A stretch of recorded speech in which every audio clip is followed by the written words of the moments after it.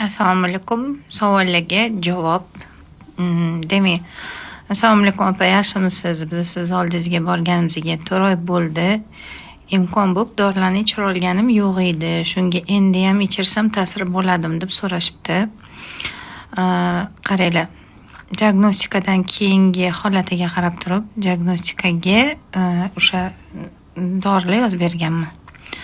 Hozir 4 oy ichida tanasida funksionalность o'zgargan. O'shaning uchun u diagnostikadan keyingi yozgan dorilarning effektivnosti yetarli darajada bo'lmasligi mumkin.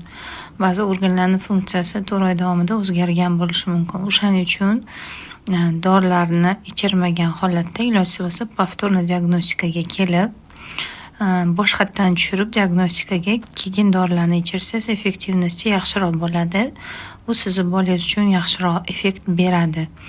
Muammo bo'lmaydi o'shanda.